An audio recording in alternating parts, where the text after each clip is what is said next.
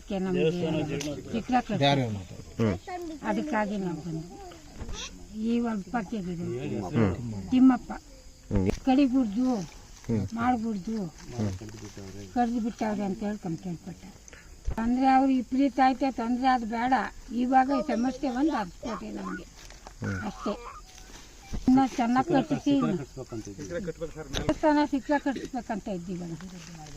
ಈಗ ಹೆಂಗೆ ತೊಂದರೆ ಕೊಡ್ತಿದ್ದು ಹೆಂಗೆ ಕಟ್ಟಾನ? ಪ್ರತಿಯೊಂದಕ್ಕೂ ತೊಂದರೆ ಕೊಟ್ಟರೆ ಮುಂದಕ್ಕೆ ಹೆಂಗೆ ಬಿಡ್ತಾರೆ? 10% ಏನು ಕೊಟ್ಟಿಲ್ಲ ಅವರು. ನಾವು ಕೈಯಿಂದ ಹಾಕಿ ಯಾರ್ಯಾರನ್ನ ಕೇಳಿ ಏನೋ ನಮ್ಮ ಇದು ಇಷ್ಟಂಗೆ ಕೊಟ್ಟು ಮಾಡಿಸಿದ್ರಿ ನಿಮ್ಗೆ ಇಲ್ಲ. ಅವ್ರು ನಮ್ಮೂರವರೆಲ್ಲ ಬಿಡು ಬರ್ತಾರೆ. ನಿಮ್ಮ ಹೆಸರು? ಲಕ್ಷ್ಮೀದೇವಮ್ಮ. ಇಲ್ಲಿಗೆ ಸುಮಾರು ಈ ಮರ ಬೆಳೆಸಿ ಒಂದು 500 ವರ್ಷ ಆಗಿರ್ಬೋದು ದೇವಸ್ಥಾನ. ಆ ದೇವಸ್ಥಾನದಾಗಿ ಕೊಂಬಿಳು ಇಲ್ಲೆಲ್ಲ ವರ್ಷಕ್ಕೊಂದ್ಸರಿ ಜಾತ್ರೆ ಮಾಡ್ತೀವಿ. ಆ ಜಾತ್ರೆ ಮಾಡಿದಾಗ ಎಲ್ಲ ಹಳೆ ಕೊನೆ ಬಿದ್ದುಬಿಟ್ಟಿದೆ. ಆ ಜನಗಳ ಮೇಲೆ ಬಿದ್ದರೂ ಬಿಡ್ಬೋದು. ಅದ್ರ ಮ್ಯಾಗೆ ನಾವು ದೇವಸ್ಥಾನಕ್ಕೆ ಬೊಂಬೆ ಕಟ್ತಾ ಇದ್ದೀವಿ. ಶಿಖರ ಕಟ್ಟಬೇಕು ಅಂತ ಇದ್ದೀವಿ. ಆ ಶಿಖರ ಕಟ್ಟಿದ್ರೆ ಆ ಕೊನೆಗಳೆಲ್ಲ ಹೋಗಿ ಬಿದ್ದು ಹಾಳಾಗ್ತವೆ. ಹಾಳಾದ್ಮೇಲೆ ನಮ್ಮ ಹಿಂದೂ ಇದ್ರಾಗೆ ಬೊಂಬೆ ಭಿನ್ನ ಆದರೆ ಭಿನ್ನ ಆಗೋಯ್ತು ಅಂತ. ಅದಕ್ಕಾಗಿ ನಾವು ಊರವರೆಲ್ಲ ಸಮ್ಮತಪಟ್ಟು ಮೀಟಿಂಗ್ ಮಾಡಿ ಅದನ್ನು ಕೊಂಬೆ ಅಂತ ತೆಗೆಸಿದ್ದೀವಿ ಸರ್. ಅದಕ್ಕೆ ಇವನು ತಿಮ್ಮಪ್ಪ ಅಮ್ಮನ್ನು ತಗೊಂಡೋಗಿ ಕಂಪ್ಲೇಂಟ್ ಕೊಟ್ಟು ನಮ್ಮನ್ನೆಲ್ಲ ಸ್ಟೇಷನ್ಗೆ ಕರ್ಸ್ಯಾನ ಸರ್.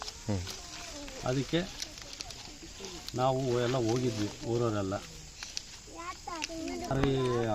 ರೆವಿನ್ಯೂ ಡಿಪಾರ್ಟ್ಮೆಂಟ್ನವರು ಸಬ್ ಇನ್ಸ್ಪೆಕ್ಟರ್ ಎಲ್ಲ ಬಂದು ನಾವೇನು ಎಲ್ಲ ಏನು ತೀರ್ಮಾನ ಆಗ್ತೀವೋ ಅದಕ್ಕೆ ಬದ್ಧವಾಗಿದ್ವಿ ಅಂತ ಹೇಳಿದ್ರು ಸರ್. ಅದೇ ಸರ್ ನಮಗೆ ರಕ್ಷಣೆ ಕೊಟ್ಟು ಇದನ್ನು ಪರಿಹಾರ ಮಾಡಿಕೊಡ್ಬೇಕು ಸರ್. ಹಿಂಗೆ ಪದೇ ಪದೇ ಕಿರುಕುಳ ಮಾಡ್ತಲೇ ಇರ್ತಾರೆ ದೇವಸ್ಥಾನ. ಇದನ್ನು ಬಂದೋಬಸ್ತ್ ಅವರೇ ಮಾಡಿಕೊಡ್ಬೇಕು ಸರ್. ನನ್ನ ಹೆಸರು ಅಶ್ವಥ್ ನಾರಾಯಣ ಅಂತ ಸರ್. ನಂಜಾಪುರ ಸರ್. ಕೊಡಸ್ಲಮ್ಮ ದೇವಸ್ಥಾನ ಇದೆ ನಮ್ಮೂರಲ್ಲಿ. ಹಳೆ ಕೊಂಬೆಗಳೆಲ್ಲ ಮುರ್ಕೊಳ್ಳೋ ಸ್ಟೇಜಲ್ಲಿತ್ತು.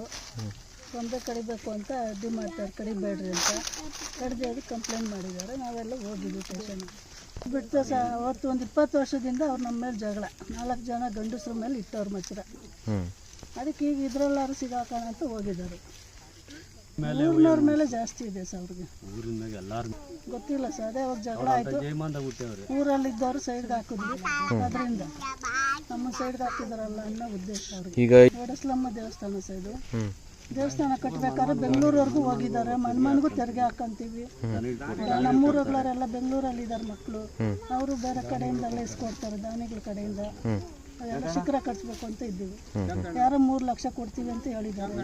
ಅದರಿಂದ ಇದಕ್ಕೆ ತೊಂದರೆ ಮಾಡ್ತಾ ಇದ್ದಾರೆ. ನಮಗೆ ತೊಂದರೆ ಆಗಬಾರ್ದು. ನೀವು ನಿಮ್ಮ ಹೆಸರು? ದೇವಸ್ಥಾನ ಶಿಖರ ಕಟ್ಟಬೇಕು ಅಂತ ಹೇಳ್ಬಿಟ್ಟು ನೋಡಿದ್ವಿ. ಕೊನೆಗಳೆಲ್ಲನೂ ದೇವಸ್ಥಾನ ಮೇಲೆ ಬಂದಿದ್ವು. ಅವು ಎಲ್ಲ ಸಚ್ಚಿ ಬಂದಿದ್ವು. ಅವು ಯಾವಾಗ ಮುರ್ಕೊಂಡು ಗಾಡಿ ಮಾಡಕ್ಕೆ ಬಿದ್ದೋಗ ಅಂತ ಪೊಸಿಷನ್ ಇತ್ತು. ಅವನ್ನ ತೆಗೆಸ್ಬೇಕು. ಶಿಖರ ಕಟ್ಟೋದಕ್ಕೆ ತೊಂದರೆ ಆಗ್ತೈತೆ, ದೇವಸ್ಥಾನಕ್ಕೂ ತೊಂದರೆ ಆಗ್ತೈತೆ ಅಂತ ಅಂದ್ಬಿಟ್ಟು ಊರ ಎಲ್ಲರೂ ಸೇರಿಬಿಟ್ಟು ಕಟ್ಸೋಕೆ ಪ್ಲ್ಯಾನ್ ಮಾಡಿದ್ವಿ.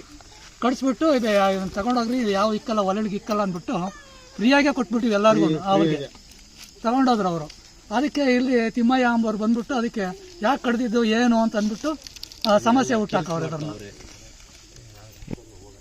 ನಮಗೆ ಅದು ಬಗೆಹರಿಸ್ಕೊಡ್ಬೇಕು. ನಮ್ಮನ್ನು ಅದೇನು ಅಂತ ಕಂಪ್ಲೇಂಟ್ ಮಾಡೋರು ನಮ್ಮ ಮೇಲೆ. ಅದನ್ನು ಬಗೆಹರಿಸ್ಕೊಡ್ಬೇಕು. ಮುಂದೆ ಏನಕ್ಕೂ ನಮಗೆ ತೊಂದರೆ ಮಾಡ್ದಂಗೆ ದೇವಸ್ಥಾನ ಕಟ್ಟಕ್ಕೆ ಅವಕಾಶ ಮಾಡಿಕೊಡ್ಬೇಕಷ್ಟೇ. ನಿಮ್ಮ ಹೆಸರು? ಶಾಂತರಾಜು. ಇದು ಮಧುಗಿರಿ ತಾಲೂಕು ನಂಜಾಪುರ. ಇಲ್ಲಿ ಸುಮಾರು 500 ವರ್ಷಗಳ ಹಿಂದೆ ಇರತಕ್ಕಂಥ ಒಂದು ಪೂರ್ವದ ದೇವಸ್ಥಾನ, ಕೊಡಸ್ಲಮ್ಮ ದೇವಸ್ಥಾನವಿದೆ. ಆ ದೇವಸ್ಥಾನದ ಮುಂದೆ ನಮ್ಮ ಪೂರ್ವಿಕರು ಸುಮಾರು ವರ್ಷಗಳಿಂದ ಒಂದು ಅರಳಿ ಮರವನ್ನು ನೆಟ್ಟಿದ್ದಾರೆ.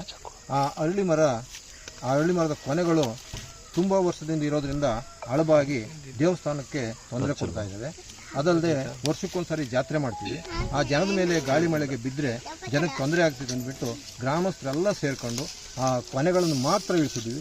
ಕೂಡ ಅದೇ ರೀತಿ ಇರುತ್ತೆ. ಸುಮಾರು ಒಂದು 2 ವರ್ಷದ ನಂತರ ಮಾಮೂಲಿ ಮರ ಯಾವ ರೀತಿ ಇರುತ್ತೋ ಅದೇ ರೀತಿಯಾಗಿ ಇರ್ತದೆ ಅಂತ ಈ ಮೂಲಕ ಊರವರೆಲ್ಲ ಸೇರಿಬಿಟ್ಟು ಒಂದು ತೀರ್ಮಾನ ತಗೊಂಡು ಇದನ್ನ ಮಾಡಿದ್ದೀವಿ.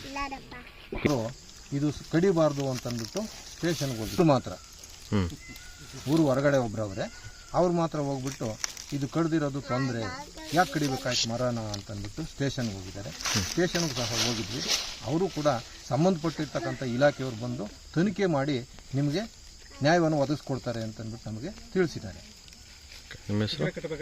ಹೆಸರು ಚಿಕ್ಕಣ್ಣಮಯ್ಯ ಅಂತ.